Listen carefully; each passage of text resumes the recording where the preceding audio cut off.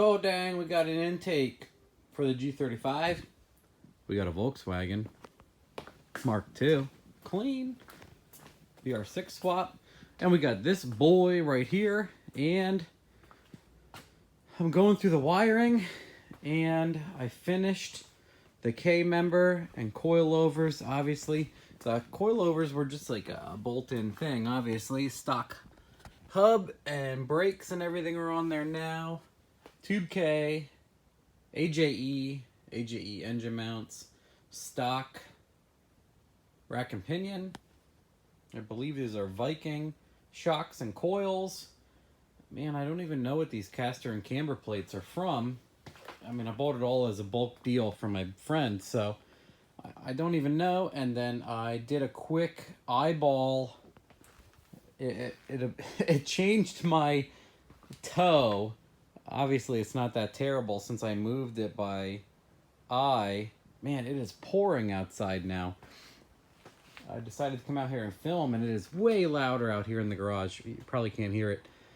So I'm taking the fenders off. I didn't get to this other one. I've removed, there was like a cruise control module. There's this guy and the horns, and there is a wiring harness here as thick as my wrist. And then in here I started splitting this. There's the entire fuse box that was mounted about here. I'm splitting through all the wiring. This goes back into the interior. This stuff was most likely power wires coming out of the fuse panel. And then there is a giant unit back here where all these wires went to. There was a giant ABS plug with like 30 some wires to it. I started cutting out. I got to pull this fender off because there's a box right here with a million things going to it. I don't know what's behind this fender. There's a ton of wiring going in here.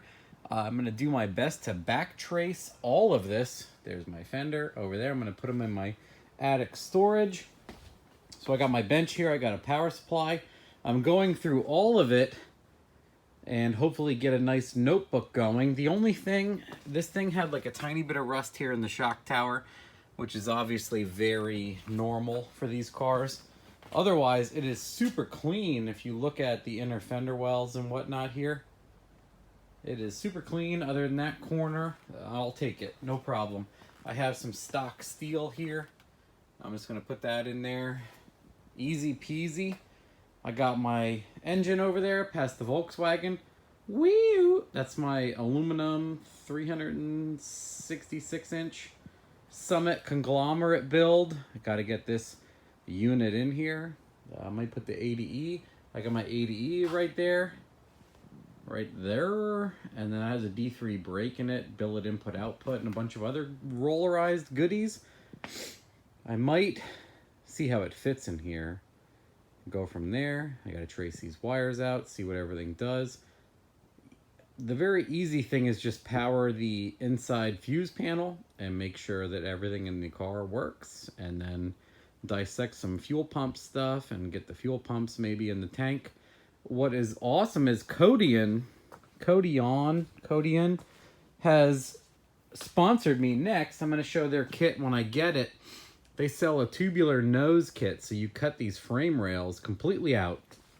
That's why I'm rushing to get the wiring and everything else removed to about here, because if you guys are familiar with a tube nose kit, you cut at the shock towers and then there is nothing left, and then you weld on tubing to the lower frame rail out to the front, and then a lower rad support and an upper rad support. It's all tubing, so you lose everything. You lose all of this in, I mean, you don't lose it, you gain room by deleting all of this stuff.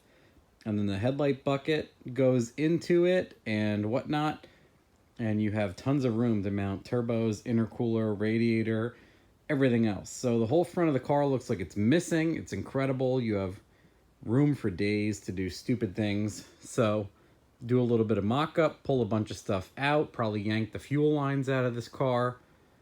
A lot of stuff. I have to figure out what I want to do for the fuel situation. I have a bunch of things I can do. I want to use the stock tank so the stock filler neck and everything works. I reconnected my steering. As you guys saw, I got rid of the stock K member and A-arms and a bunch of things. I put the stock spindles and hubs back on. I may do a brake kit. The only other thing, I wanted to kind of mock up the engine and see if this thing will be in the way. I like power brakes. If this is, I think this should be pretty far from the engine. Well, I hook up a vacuum line to it and put the engine in and see how it goes. Part of me wants to do Hydro Boost because the brakes are extremely strong on a Hydro Boost. But it seems like it's expensive to convert it to Hydro Boost. So, well, I guess we will see what happens. A lot of stuff has changed in the front end. I'm going to keep chewing through this wiring and eliminating what I can and using what I can. Apparently, this is a thing I didn't know about. I went to loosen this and it just bent the whole bus bar. Like the power comes in on this thing. Excuse all my connectors for my power probe and I use a big laptop power supply to power ancillary things to look through that has automatic circuit breaker. It bent this something awful and I tried to get it back in that feeds the fuse box. And a couple of my friends said it's normal. These corrode and weld themselves and you cannot loosen this thing. So that's normal. I'm going to probe all this stuff out and figure it out. I probably don't need 80% of it now. Look at all this garbage. It's just, like I said, there's 30 some wires that went to an ABS block here. I'm going to go through it. This is the tedious stuff. I peeled apart so much tubing and wire loom. Maybe you would believe it. So yeah, I got to pin everything out, check everything out, keep going over it. Oh man, and go from there. But at least the front end's done and it can be set on the tires and turned and moved. And last time I checked, I could connect the power with like a jumper box and at least close the windows in case I got to put it outside and it rains. But yeah, there's a quickie update right there. I got a tube nose coming. I'm trying to, since there's so much wiring past the shock tower on both sides, I have to do something with it, at least pull it back and eliminate what I can before I saws all this stuff off, like yay and like yay, and then weld and square up and bubble level and all sorts of stuff I'm not good at to the front end of this and get that going, and then fit up that guy and that guy and that guy. Make sure that's good. So yeah, quick update. Probably not quick, about 8 minutes it's looking now. Yeah, so I'm doing all that. And it's just got to get done, and I'm keep pressuring through it. And a little bit every day, like I made some posts about, you know, just keep at it. You'll get it done. Everything else, yada yada. So, yep, new edge things. G35 is doing good. We're going to do some dyno on the truck intake on the G. And then we're going to, I want to do 87 and flex. And then I want to put this on and do 87 and flex and show you guys the differences. And then I think that'll be cool. So that's coming up. See you later. Bye.